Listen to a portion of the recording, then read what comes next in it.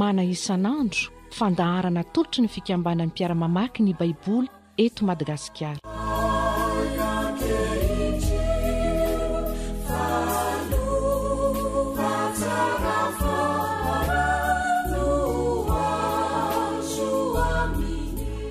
Ho amintsika manakariva ny fahasoavana sy ny fiadanana avy amin'Andriamanitra Ray sy Jesosy Kristy tompontsika. Andray ny mana isan'andro indray tsika androany ka dia apetrakintsika amin'Andriamanitra ny fanambarana ny sitrapony mandrihitra izao fanazavana izao. Ny anjara-manantsika androany dia ny Nehemia 7:10, ny 5:5 ka hatramin'ny 1:30 farany. Mialohan'ny amakina sy ny hazavana ny tenin'Andriamanitra dia hivavaka isika hangataka ny fanahy masina hialoha lalana sy hanazava amintsika ny tenin'Andriamanitra. Isoranay ianao Andriamanitra, isoranay mandrakariva satria sitrakao ny mbola hiteny aminay. Anohy ny fampianarana ny bokin'ny Nehemia ka dia izany indrindra no angatanay mba ianao ihany ny aloha lalana sy hanazava ny teninao rehetra. Izahay dia ho fantsona fotsiny ihany mampita izay rehetra sitraponao ka dia izay tena tianao lazaina no ambaranao aminay ny alala amin'ny fanahinao asina izay efa mialoha lalana anatin'ny fony tsirairay avy izay mandre izay miteny na izay miaino dia anehoana ny voninahitra ohatrany izany ary ananay fifaliana sy andray teny fiainana indray izay amin'ity andro androany ity, ilay teny fiainana tondra fiainana be dibe eo anay. Dia mankasitraka izay mankatelon'Andriamanitray noho ny fitiavanao anay hanambaranao aminay ny sitraponao. Ny anaran'i Jesosy ny soranay anao sy anaovanay izany vavaka izany. Amen. Nehemia 3:10 ka hatramin'ny 30 farany vakina amin'ny anaran'i Jesosy manao hoe: ary tamin'izany andro izany dia nahita ny sasany tany Joda fa nanosy famiazam-baoloboka tamin'ny sabata sy nampiditra amboara ary nampitondra entana ny bruit sady nitondra divay koa sy voaloboka sy aviavy ary entana samy hafa rehetra izay nentiny ho an'i Jerosalema tamin'ny andro sabata. Dia nananatra azy mafy tamin'ny andro ny varotany hanina ary nisy olona avy amin'ny Tiro nitoetra tao izay nitondra hazandrano sy varotra samy hafa ka nivarotra tamin'ny tanak Joda sy tany Jerosalema tamin'ny sabata. Dia nifantahatra tamin'ireo manan-kaja amin'ny Joda ka nanao taminy hoe: inona izao zavatra tsy ataonareo izao?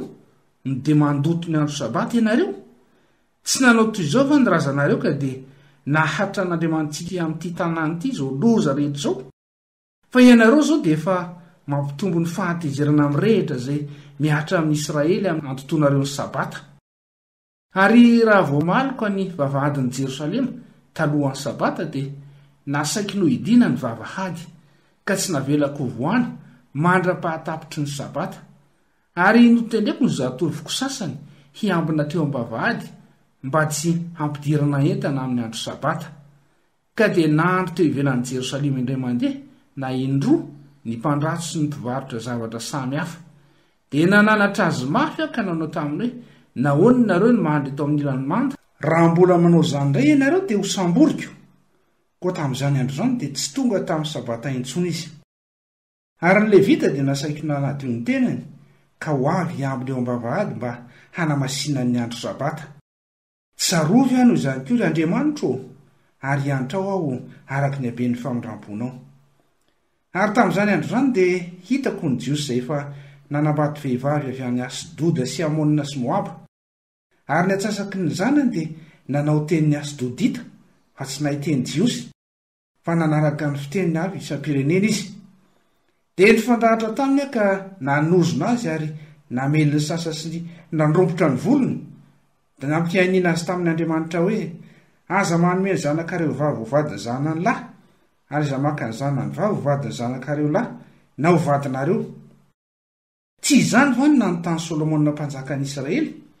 Kanefa tsy nisy mpanjaka tahaka azy tany amin'ny firenena maro, fa tian'Andriamanitra izy ka nataon'Andriamanitra ho mpanjaka tamin'ny Israely rehetra.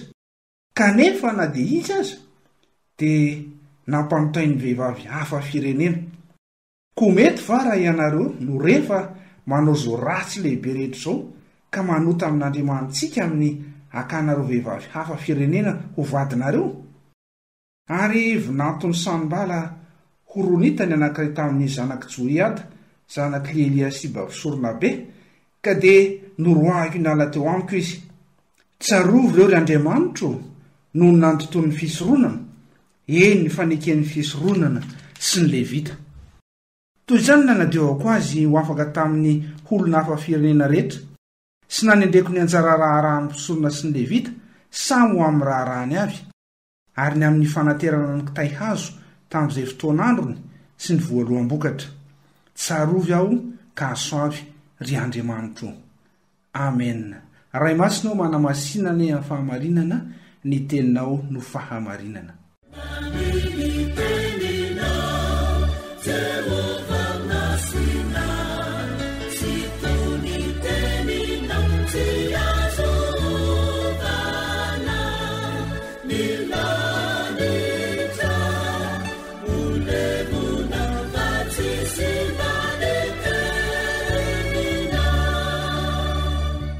Manohitry sady mamarana ny tantaran'ny Nehemia tsika androany amin'izao tenin'Andriamanitra izay voavy nivakitsika teo izay ny 520 ka hatramin'ny 130 farany amin'ny toko 720. Omaly tsika dia nahitany hoe Nehemia izay nanamboatra sy nanitsy ny zavatra tsy mety nataon'ny olona tahaka nataon'ny lesika babisorona sy ny nataon'ny mpanapaka izay tsy nahatanteraka ny fiveloman'ny Levita. Zany zavatra ny trangamaly fanitsina nataon'ny Nehemia ny zavatra tsy mety ary nametraka ny zavatra tokony izy amin'ny laoniny rehetra. Fa mbola mitoy eto amin'ny 520 ka hatramin'ny 130 farany zavatra izay tsy mety ka tsy maintsy nahitsy namboarin'ny Nehemia. Inona ny zavatra mitranga voalohany eo? Ny 520 dia milaza marimarina hoe ilozan'ny olona manao ny raharaha fivelomany andavanandro fa tsy manaja ny andro sabata. Tamin'izany fotoana izany tena mbola zavatra sarobidy mihitsy zany hoe manaja ny sabata ary mandraka kely ary moa zany fa tamin'izany zany dia tena hoe ao anatin'ny lalàna, anatin'ny didiny hoe manaja ny sabata hanamasina azy. Fa rehefa hitan'ny Nehemia zany zavatra ataon'ny olona tamin'ny fotoan'androny dia lozan'ny olona manosihosy famiazam-boaloboka tamin'ny andro sabata, mampiditra amboara sy mampitondra entana amin'ny borisy sy ny sisa le raharaha fatao andavanandro fivelomana zany tena natao fa tsy nasiana asiny intsony ny andro sabata. Zay zavatra voalohany natrehan'ny Nehemia zany amin'ity soratra masina irantsika mandinika androany ity. Dia inona ny zavatra nataon'ny Nehemia avy hatrany tahaka izay nataon'ny omaly ihany, tonga dia nandray andraikitra izy ary reto zavatra tanysaina ao anatin'izany hoe voalohany indrindra dia nohidina ny vavahady. Nohidina ny vavahady. Nanomboka amin'ny maty masoandro ka mandra-pahatapitry ny sabata manontolo dia nohidina vavahady. Izany ny zavatra nataony Nehemia amin'ny 520 milaza zany. Nasaiky nohidina ozy ny vavahady ka tsy navelako voana mandra-pahatapitry ny sabata. Dia nanendry zatoa izy anatanteraka an'izany. Zay ny voalohany indrindra. Faharoa manarak'izany dia nambenana mafy ny vavahady mba tsy hampidiran'ny olona entana amin'ny andro sabata. Mitoy eo moa zany resaka izany. 20. Tsy navelako hidiran'ny olona, nambenana ny vavahady mba tsy hampidiran'ny olona entana amin'ny andro sabata. Fahatelo, nisy olona mandro akaiky ny manda eo amin'ny andro sabata dia nampitandrina azy fa ho samborika izy Nehemia izay mandromandry eo amin'ny 120 tapany fa raha mbola manao zany indray ianareo dia ho samborika. Ko hatramin'izany andro zany dia tsy tonga tamin'ny sabata intsony izy. Jereo amin'izany le hevitry Nehemia le tena tsy mataho masomena mihitsy fa tonga dia samandray indraiky ho samborika izay mbola mandromandry kaiky ny mando eo amin'ny andro sabata. Ary dia mbola nampiny ihany raha hoe ny Levita dia nasainy nanadio ny tena ny aminy eo am-bavahady. 20. Mbola tsy ampy an'ny Nehemia zany fa nasainy niasa koa ny Levita. Nanadio ny tena ka ho avy ambiny eo am-bavahady mba hanamasihany ny andro sabata. Zany rehetrarehetra zany nataon'ny Nehemia avokoa hahatonga ny olona hitandrina sy hanamasina ny andro sabata, tsy hanao tsinitsinina handoto ny andro sabata. Amin'ny 720 moa dia izay ny tenen'ny soratra masina hoe dia nifandrahatra tamin'ireo manan-kaja mijota ka nanao taminy hoe iny zao zava-dratsy ataonareo zao dia mandoto ny andro sabata ianareo, iny zava-dratsy ataonareo. Tsy zakany Nehemia koa le izy, tsy zakany mihitsy le zavatra ataon'le olona. Loza manao ny fiainany andavanandro fa ny sabatany Jehovah tsy niraharainy mihitsy. Dia voaterina indray indray tsarak'ireo voatanisantsika teo ireo Nehemia. Dia ny fanontaniana faharoa ihany koa amin'ny karazana miaramaty ny valitsia hoe inona no tokony alay tahaka amin'izany, dia mitovy tsy misy hafa amin'izay nambarantsika omaly ihany. Fandraisana andrahitra mivantana, tsy mena masolona ary tsy sahirana mampanjaka ny marina. Sabata nasainy Andriamanitra ho tandremana izany dia tena nikelezan'ny Nehemia aina mihitsy ny hampitandrina ny olona ny amin'izay tokony hanajana izay ny andro sabata izany. Zavatra mety mitranga amin'ny fiainana andavanandro izany kanefa tamin'ny andro Nehemia moa izany no mitranga dia tsika maka lesona sy maka fampianarana fotsiny amin'izany zavatra izany. Ahoana ny fanajako ny andro sabata, ny andron'Andriamanitra? Inona no ataoko mbola manao asa fivelomana ve mivelona misitra ny ahaity azo karama kely amin'ny andro sabata? Nefa dia Andriamanitra efa milaza fa miahy amintsika. Ny Salamo 7:20 misy dia milaza izany ny zava-poana ho anareo ny fomarina sy ny alipandry ka homana ny hanina azo amin'ny fahasairanany. Zany anefa dia omeny ihany ho an'ny malala na dia matory azy izy. Zany efa teny fampanantenan'Andriamanitra fa be dia be ny olona moa tsy mahalala an'izany. Ary mampalahelo ny mino an'Andriamanitra aza indraindray mbola latsaka amin'izany fakapanahan'ny fanaovany zavatra amin'ny andro sabata izany, amin'ny andro n'Andriamanitra. Dia tsy misy fitahiana loatra ny fiainana.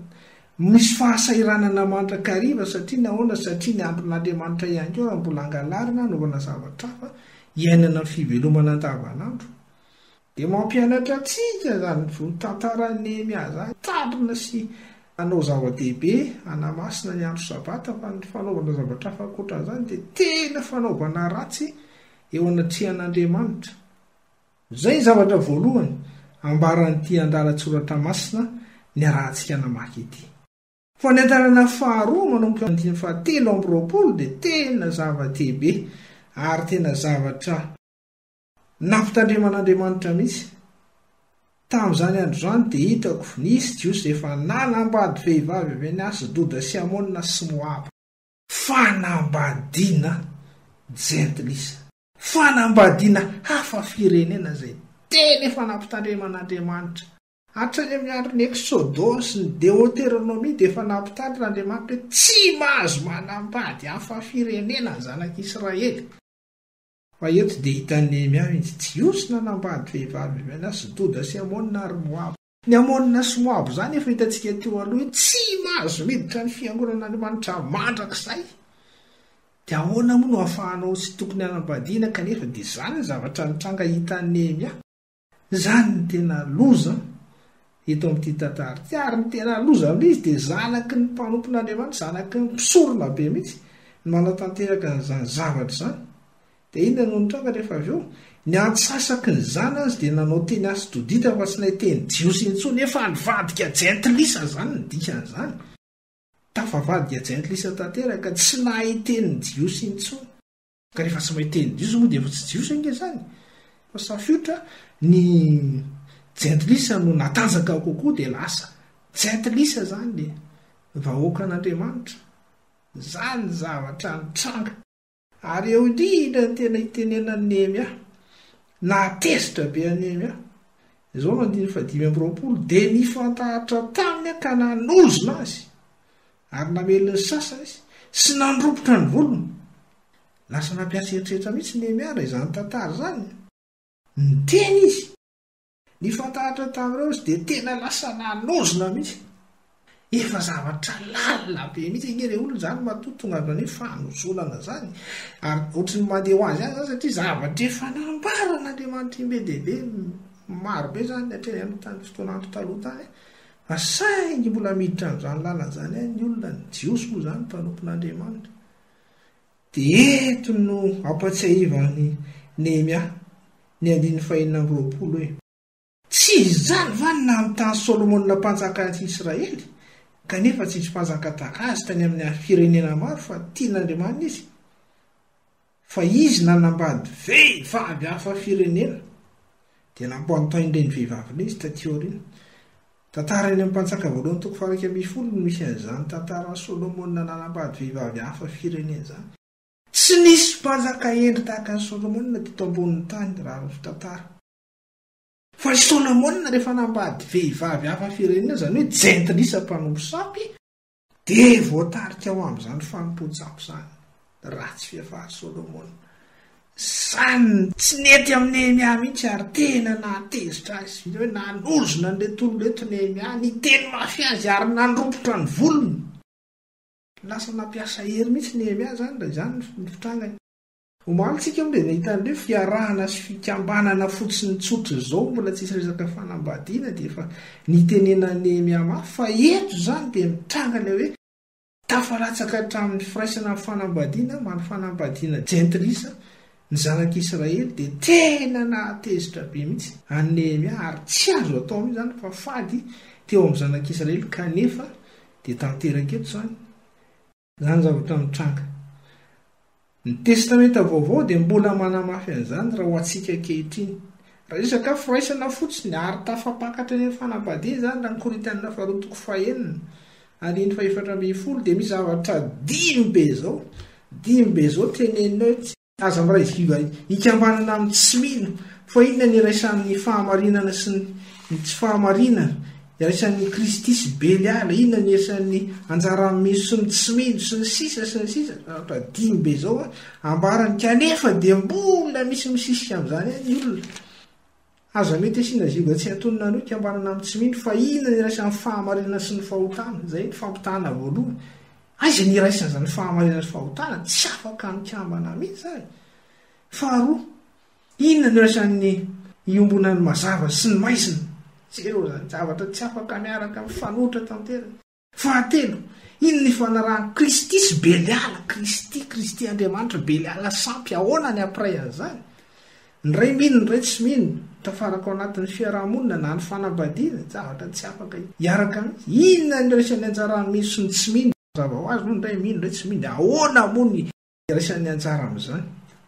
Inona ny ikambanana ny tempolin'Andriamanitra amin'ny sampy zero zany fanoharana ataon'ny soratra masina. Zavatra dimy be zao zavatra tsy afaka miaraka mihitsy na inona atao ny mino sy ny tsy mino fa mahavariana fa dia mbola misy ihany misisika amin'izany. Dia mahita ny vokany moa zany ny olona izay miditra amin'izany. Fa eto amin'ny tantaran'ny Nehemia aloha raha ivelenantsika ny tantaran'ny Nehemia dia efa tamin'izany andro izany izy fa nampahafantaran'Andriamanitra foana hoe tsy mety zany ilay olona.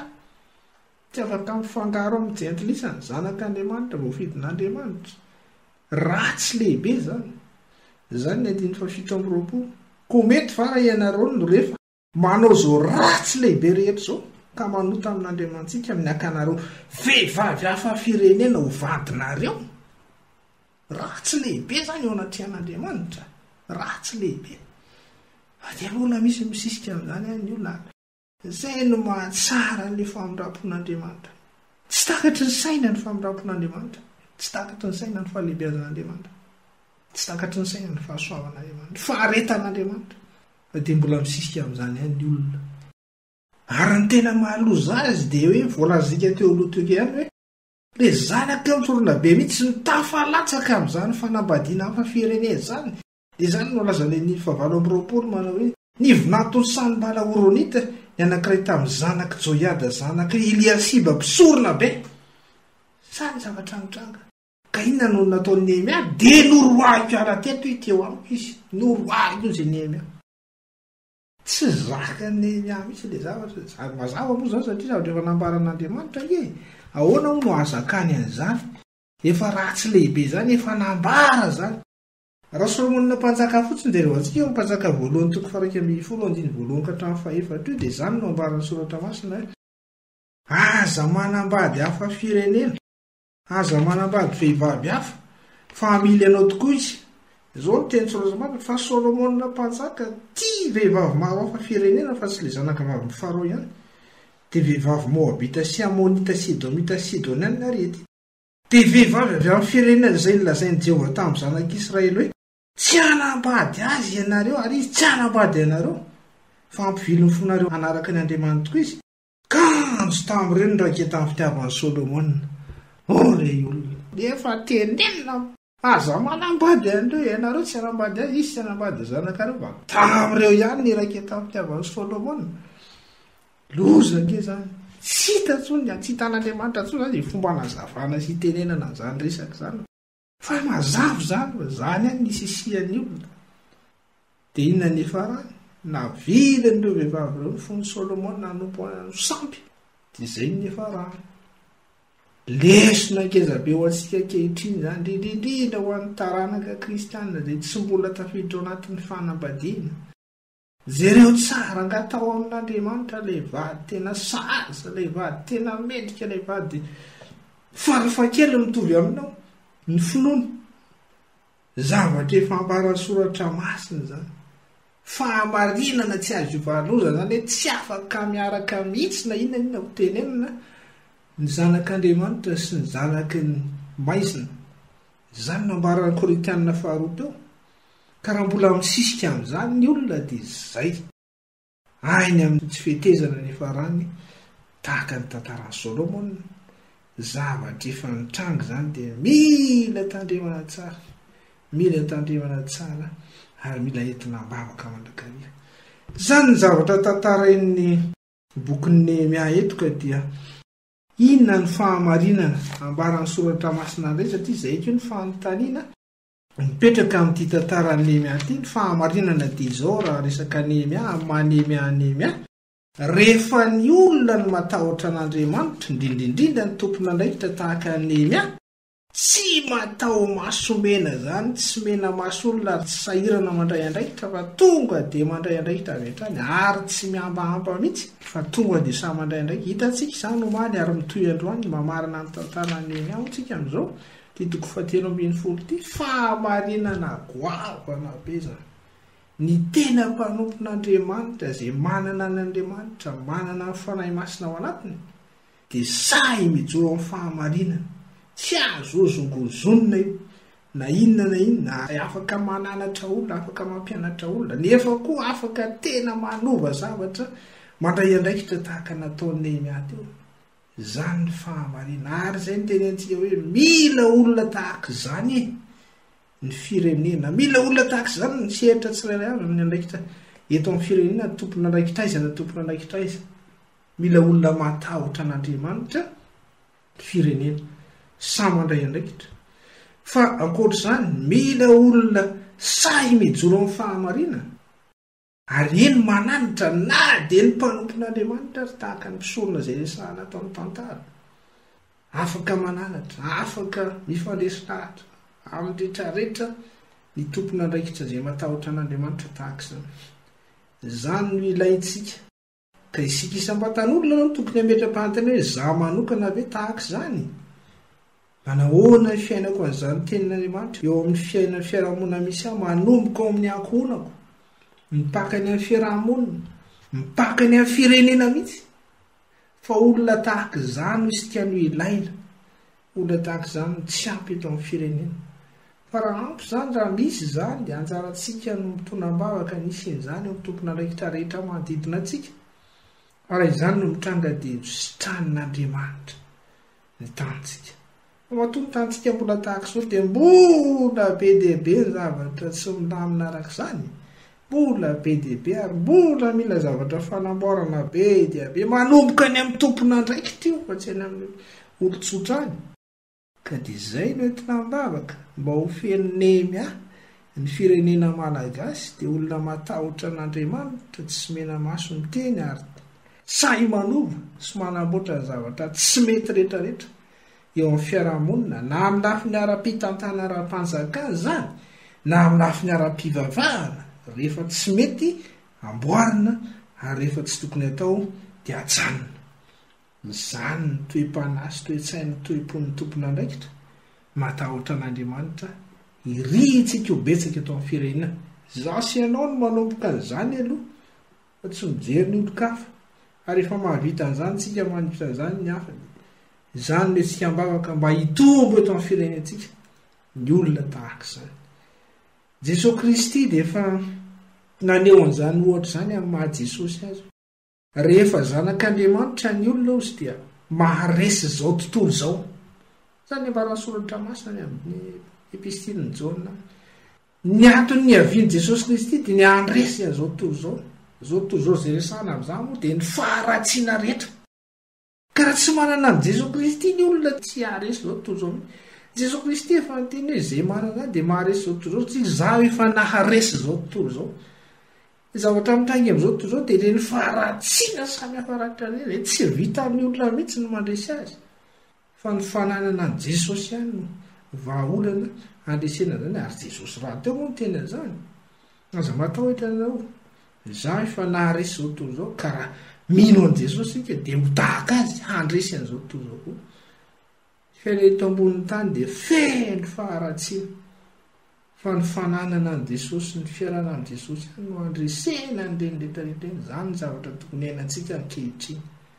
fahamarinana zany ary fahamarinana tsy azo hidivirana na io dikavina idikavanana ny olona rehefa tsy manana an' Jesosy ny fanahy masina izy tsy makaizana eo ihany fa ny olona manana an' Jesosy fa raha naiky an' Jesosy tompo sy mpamonjy azy fa nibebaka tamin'ny fahotany manana ny fanahy masina ao anatiny zany ihany no afaka mandresy ny faharatsiana rehetra ary afaka mijoro tahaka andrelemy tamin'ny fotoana irarina mba ho tahaka an'izany malagasy rehetra indrindraindrina ny tompona andraikitra eto amin'ny firenena anjarantsika ny vavaka mba hatokavan'izany eto amin'ny firenentsika amin'ny fotoana zay inoantsika fa alahatra Andriamanitra ao amin'izany eo amintsika rehetra ny fiadanana ho an'Andriamanitra kosa ny voninahitra vavaka isika sotranao zay mankasitraka indray Andriamanitra satria mbola nanambara taminay ianao fa zava-dehibe ny fahatahorana anao indrindra ho an'ny tompona andraikitra tahaka nyreny ahy tamin'ny fotoana andro fa zavatra mbola azona eritreretina sinoana fa hitranga amin'izao fotoana sy vanim-potoana enana izao mba ho tanteraka eto amin'ny firenenay zany hoe firenenay dia ho anao Jesosy Kristy anjakanao tanteraka zany faniriana lalina ty anatinay ka dia ianao no anatanteraka izany amin'ny fotoana zay fantatrao fa mety amin'izany zay mivavaka ihany fa ianao no mahita ny zavatra rehetra mety saza ho amin'ny firenenay dia isoranay indrindra ny faharitanao amin'ny zavatra rehetra mitranga eto amin'ny firenenay voninahitra ao anao ray Andriamanitra minaran'i Jesosy no isoranay ianao sy anaovanay izany vavaka izany amen. Nitondrany manatsika androany Rakotomainina Nary.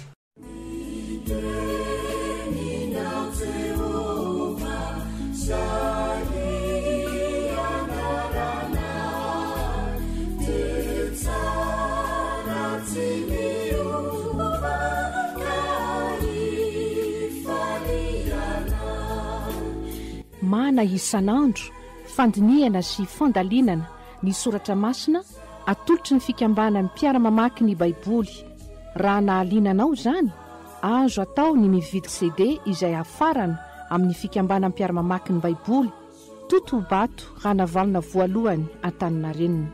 Raha mila fanampanazavana dia antsoy ny laharana an-tarobia 24 809 92 na 032 72 147 27.